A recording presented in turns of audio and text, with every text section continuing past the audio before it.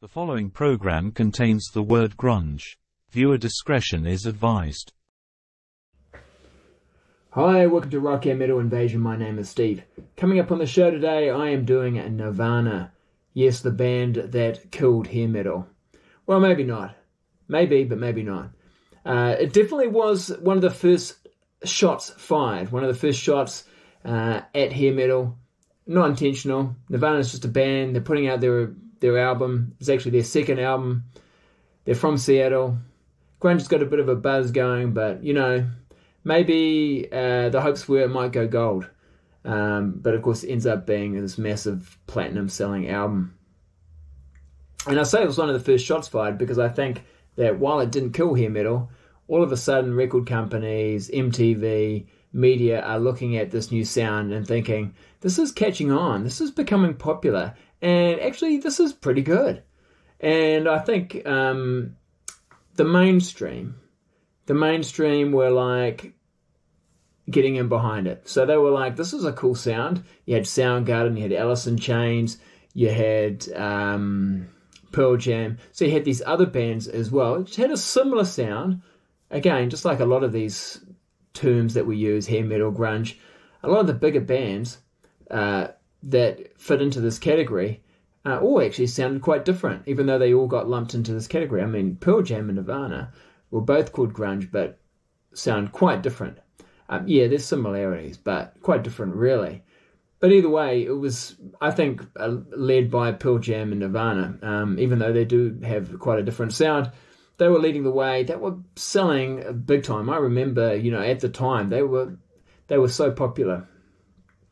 Maybe Pearl Jam were even at the time more popular. I think they were a little bit more mainstream, a little bit more commercial. But Nirvana, just because they were so different, really blew everyone away. I remember hearing It Smells Like Teen Spirit for the first time, I think on radio, and going, wow, that's one of the heaviest songs I think I've ever heard my radio station play. Who is this band? I love the riff. And yeah, I was like, I really loved it. And so, yeah, I mean, I embraced Nirvana straight away. I thought they were great. For me, it wasn't a case of, well, now grunge is in, hair metal's got to go. I was like, I couldn't understand why they both couldn't coexist together. I liked Pearl Jam, I liked Alice in Chains, I liked Nirvana, I liked Soundgarden. Why can't all these bands and, you know, other bands that were coming out at the time like Wildside, Bangalore Choir, Bang Tango, why can't those bands all coexist together? But it was almost like, those hair metal bands, see you later. Grunge is where it's at, Seattle's where it's at, LA is no longer the place to be, and that's pretty much the way it went. And I guess, you know, you could argue, well, that was hair metal had their time, they had that advantage where it was like, got to be in LA, you got to have this big hair, you got to have this, you know, this sort of sound, and yeah, you'll get on a major label. It's like almost, you know, too easy, right? You just get a band together, you got the look, you got a basic sound that they're looking for, boom, there's your contract. So I suppose it was just a trend that lasted for a long time when you think about it.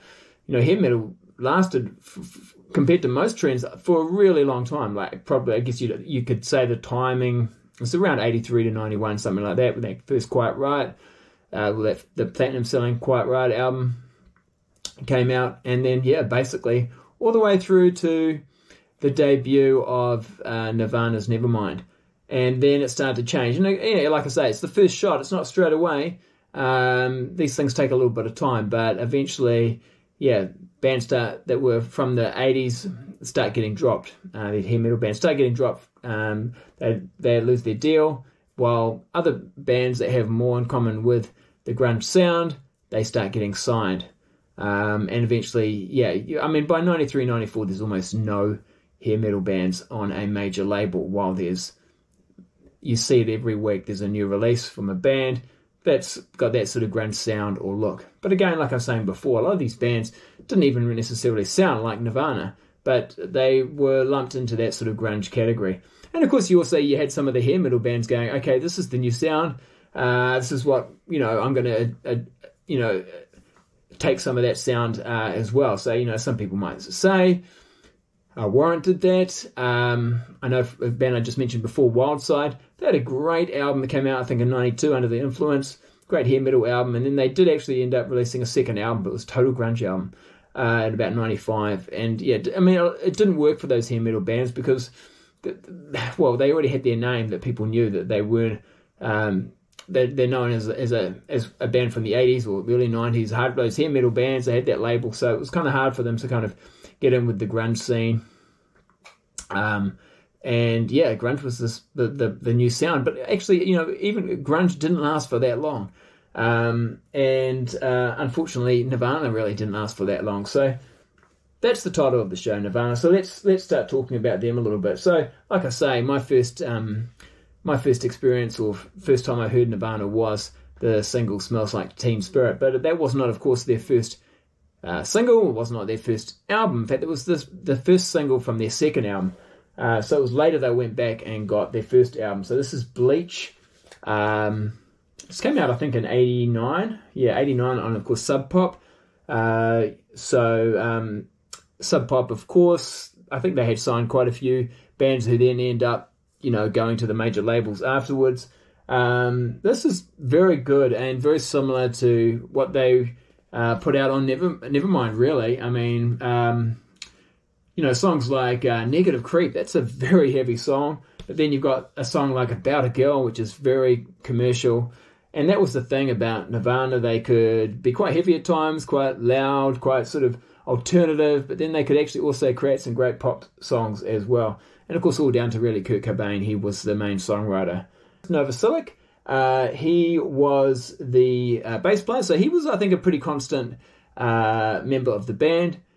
So Chris and Kurt, but then they had a few different drummers. But and so on this one, on drums, they've got Chad Channing, and they've also got Jason Everman on guitar. But by the time they get to Nevermind, they're just down to, they're a three-piece, and of course Dave Grohl is the drummer. So you can't really see them though very well in the back there. But yeah, so produced by Butch Vig, who I think goes on, of course, to form the band Garbage. But he was a bit of he becomes a bit of a well-known producer, of course, after the success of this album especially. Yeah, I mean, this was a massive album. Smells Like Teen Spirit. For me, when I heard it, I did go and get the album. I especially like the first side. The first side's got a lot of the best songs for me, and pretty much, I think, it's pretty much got all the singles on it as well. Come As You Are, In Bloom. Polly's a great song too. Again, just that's very, very good songwriting. Very simple but effective. So I really liked it. Like I say, I didn't necessarily expect or want hair metal to disappear. I wanted to have a bit of grunge. I wanted to have a bit of hair metal. But it was, and while you could still find, some bands did still try and carry on. Maybe they'd put their albums out independently. It was a lot harder to get, a lot harder to find. It really wasn't quite the same. But yeah, also, Nirvana unfortunately didn't last for very long. I think after this album, they released Insecticide, which is like a B-sides album, leftover tracks, things like that. And then in 93, I think it was, this one came out, 93, In Utero. Another great album. This is really good also. I mean, I must admit, I do like the singles, Heart Shaped Box and Rape Me, but lots of other good songs on it. I mean, really consistent band, I think. Their albums are very good. And, I don't play it a lot, I must admit, these days. And, I played Nevermind a lot back in the day. Not so familiar with Bleach. I mean, I picked it up later on, and I do think it's also very good. So all three albums are definitely worth having. I'm not a massive grunge fan either. I've got Alice in Chains. I think that if you're going to call them a grunge band, I mean, again, they sound so different to Pearl Jam or to Nirvana, but they're from Seattle, so they got put in the grunge category. But I think they were really good. Soundgarden had some good songs, but I wasn't a massive fan of them. I like Jesus Christ Pose. That was really good. I like the more the heavier songs usually. I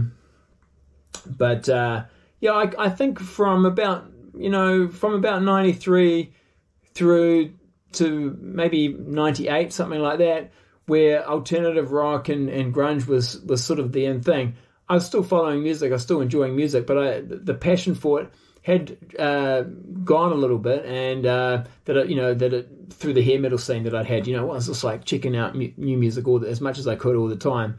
They're just, for me, and it's the evidence of that is in my collection. If you look at my collection, there's a bit of a gap between about 93 and 1998. There's not a lot there. Rock and metal sort of makes a bit more of a comeback in 98.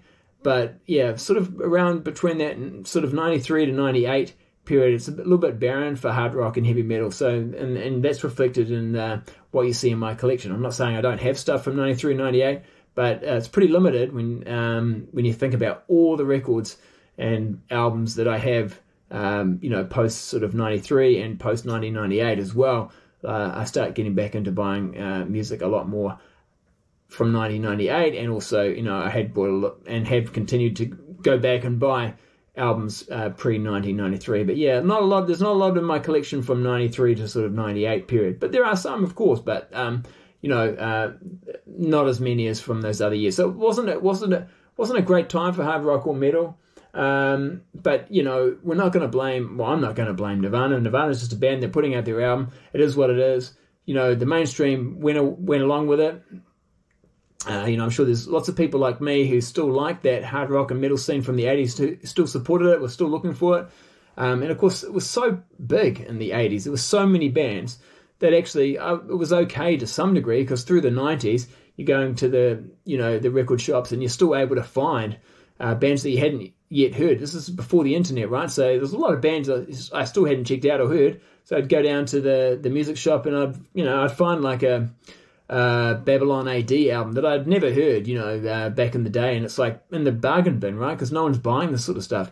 So I'm picking it up and hearing it then and going, wow, this is great. I can't believe this wasn't a hit back in 1990 or whatever. So it wasn't too bad in that sense. So while I'm not necessarily listening to a lot of the current music that's coming out between 93 and 98, I am going around and sort of, making the most of the fact that hair metal's not cool anymore, and you can pick it up pretty cheap. So yeah, that was one upside to it.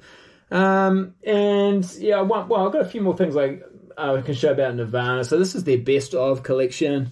I thought I might as well pick it up because I do actually really like You Know You're Right, which is the one sort of new song on here. I think, I don't know where that song came from, but I thought it was a pretty good song to not have made any of their albums. Maybe that was something they were working on for the next album. But also there was, actually I've got a CD of it. So there's also the Unplugged in New York. This is really solid stuff. This is like their greatest sort of hits, I suppose, but unplugged. And it's like what it's true what people say, isn't it? Right? Like a good song is a good song, and whether it's unplugged or not, it's you can hear the quality of the songs. Yeah, they actually sound really good, I think, acoustically, and I really enjoy this album from start to finish. And I'm not often necessarily a big fan of unplugged albums. I got this out as well just to sort of show you, grunge wasn't new. Nirvana didn't necessarily invent grunge or weren't the first grunge bands. This compilation called Deep Six has a lot of grunge bands who were kind of like some of the first grunge bands that came out on, I think most of them probably came out on Sub Pop. Green River, at least two of the, I think, people in that band would go on to Pearl Jam. Malfunction, that becomes, at least part of it becomes Mother Love Bone. The Melvins, who keep going. In fact, Melvin's good friends with Nirvana. Skinyard, they also released some albums, of course, in the 90s, and everyone knows Soundgarden. They were massive, of course. You-Men I'm not so familiar with, but it's called Deep Six. I guess it's called that because it's got 6 bands and a couple of songs from each of the bands. But so I thought I'd show that. I've also got this compilation here. So I think this came out, I don't know actually what year. It came out with Kerrang! Issue 1382. It's Nirvana, Nevermind Forever. It's like the album Nevermind by, it's like covered by a whole lot of different bands. You've got Dillinger Escape Plan, Framing Hanley, Frank Turner, The Blackout, a few other bands I'm not that familiar with, but so yeah, obviously a very influential band. And the only other thing I've got in regards to Nirvana to show is I picked this up at a secondhand bookshop. I thought it was quite interesting, and it's Kurt Cobain's journal. So it's quite an interesting read. Although as I'm reading it, I'm like, should I be reading this? It seems a little bit like it should be like private, but I mean it got published. I'm not sure what the deal is, who authorized it, but there's some interesting stuff in there. He's Kurt Cobain obviously was quite good at drawing, because there's some he does some quite good drawings in here as well. He did like cartoons and things like that. Some of them quite interesting. But anyway, and then of course, unfortunately, April 1994, he committed suicide, and you'd probably say that his death also marked the death of grunge, because after that, the popularity of that genre did start to die down, and it's very sad that the front men of Nirvana, Soundgarden, Alice in Chains, Mother Love Bone, they're all no longer with us, and yet we've still got everyone from Motley Crue. I don't know, how does that work?